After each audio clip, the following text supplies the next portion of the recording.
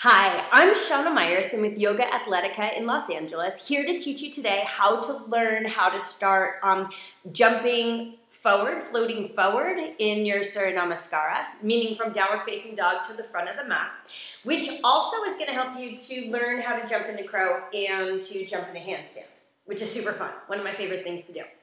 Today I'm going to be using 2 blocks for my demo. There's my blocks. If you have 2 blocks, that would be super awesome. If you have 1 block, that's fine. And if you have no blocks, you can just use imaginary blocks. That'll be fine. Okay, so the first thing you need to know is that jumping forward isn't as utilitarian a thing as you think. It's not just getting your feet from the back of the mat to the front of the mat. We're trying, as with everything in yoga, to move from control. So most people, when they do this, they just go into their down dogs,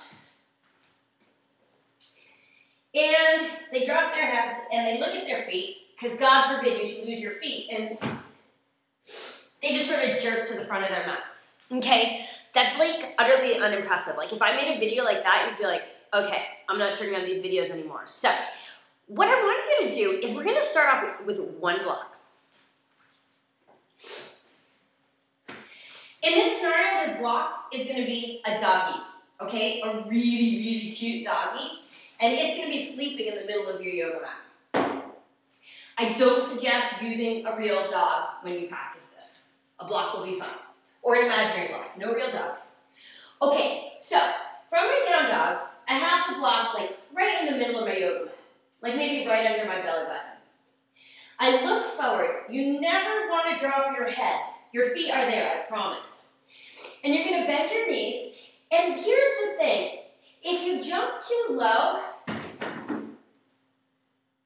you're going to knock your doggie all the way across the room.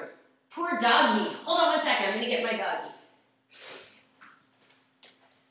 Okay, I got my doggie. Be careful those low jumps. They hurt dogs. Second, if you don't jump long enough, because you got to make it all the way to your hands. A lot of people take these little jumps that jump like a foot because they're scared. Don't be scared. You got to overcome that fear. So what people do is instead they just do these little tiny jumps. Dead dog. I just squished and killed my poor little dog. This is why you don't want to use a dog for your demonstration. Third thing, doggie is sleeping. If I jump too loudly, I wake him up. Don't jump loudly. You'll get bit in the ankles. Oh, and by the way, when you do this, don't do this. Don't just jump around the dog. That doesn't solve any problems.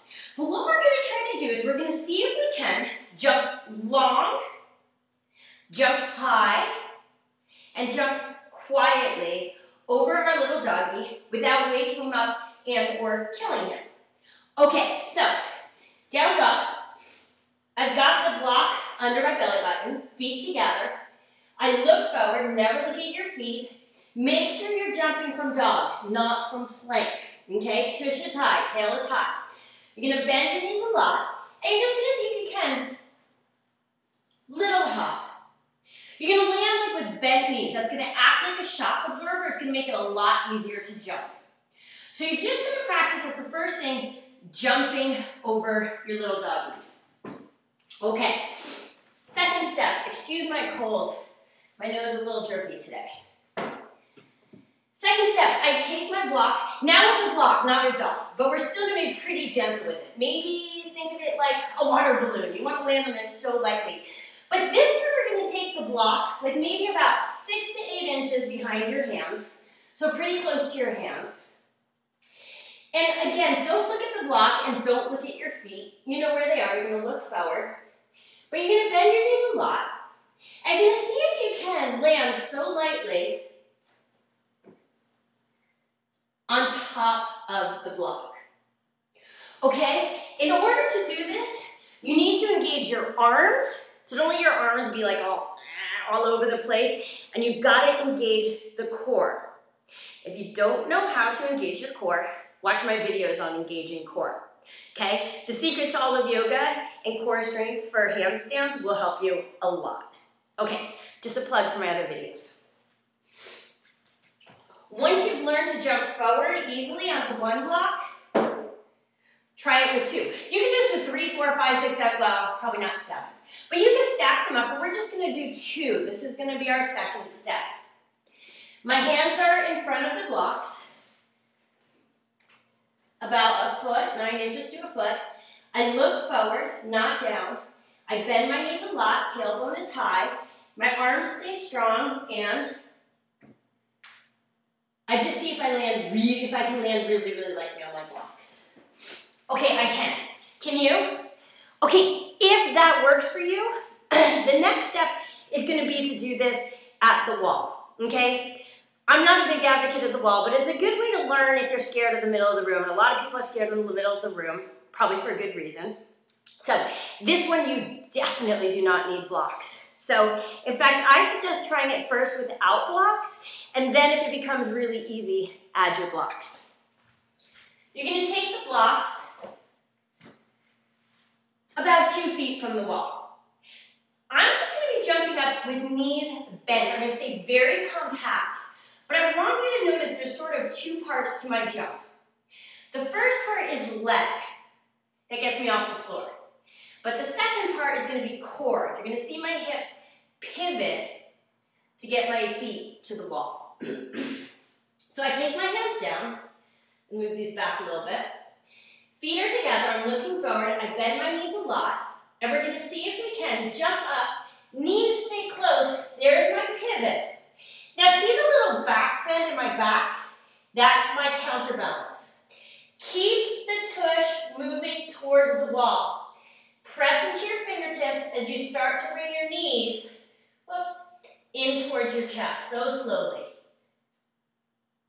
And see if you can land so lightly onto your blocks. Okay, that's gonna take some work. I wish I knew the silver bullet for this one. I don't. But the closest I could say is practice and don't be scared. You've got a wall, you're not going anywhere.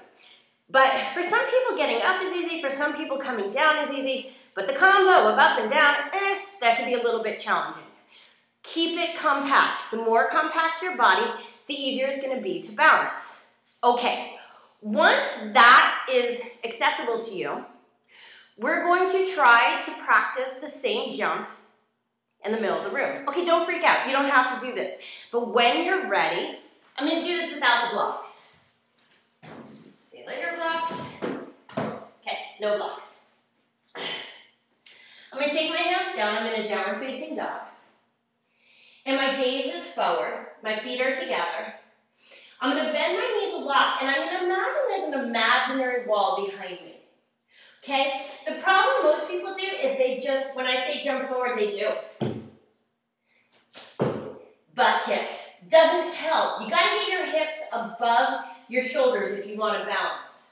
So instead of kicking your own butt, bend your knees a lot, look forward, keep your arms really straight, and you're gonna see if you can, like there's an imaginary wall behind you, jump up, tap the wall, and then staying compact, land on your imaginary block. So easy, right? Okay, I know it's not easy. I'm not gonna pretend it's easy.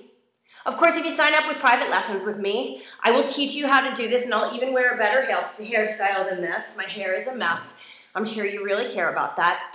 But this is the start to learning how to jump in a handstand, but definitely to make that floaty action to the front of your mat, to make your jumps safer and to make them a lot more fun. This is Shana Meyerson with YOGAthletica in Los Angeles, California, and I will see you here on YouTube again really soon.